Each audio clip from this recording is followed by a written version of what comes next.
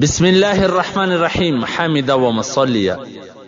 محترمینو، یو محترم رور دا پوښتنه کړې ده چې ورور یا خور ته زکات ورکول جایز دي چې هغه غریبان او مسکینان. تعلیم الاسلام اداره ستاسو د دینی پوښتنو ځوابونکی مولوي عبدالرحمن سمین صاحب.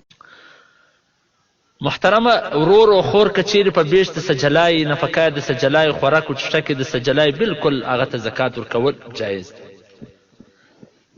زکات اصول دا دي چې صرف فروع اصول ته نشي ورکول. فروع اصول څه معنا؟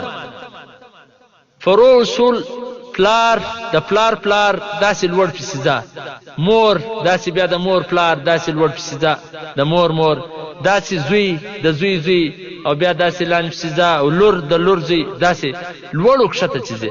نور پر داسې ډو چې کم دي دې ته زکات ورکول جایز دی.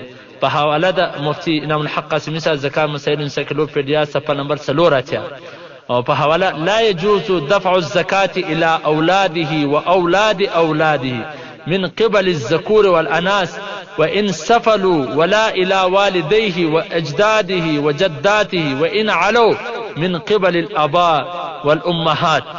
ګور هغه دا وایي چې زکات دی هغه ستا اولاد ته، ستا د اولاد ته، د هغه اولاد ته داسې د نورو د طرف او د شود طرف د هغه رنګه دا کښته دي او لوړ پلار ته د مور پلار ته بیا د هغو پلرو ته نیکهګانو ته داسې ودې ته جایز نه دي. نور ويجوز الى سائر قرابته نحو الاخوه والاخوات والاعمام والعمات والاحوال والخالات. دا نور چې کوم ورونه دي، که خوندې دي، که مګانې دي، که دغه رنګه خالګانې دي، دا ټولو ته زکات ورکول چې کوم دي هغه جایز دي. په داسې ډول چې کوم دي محترمه و دي ټولو ته جایز دي، څه مشکل پکې نشته.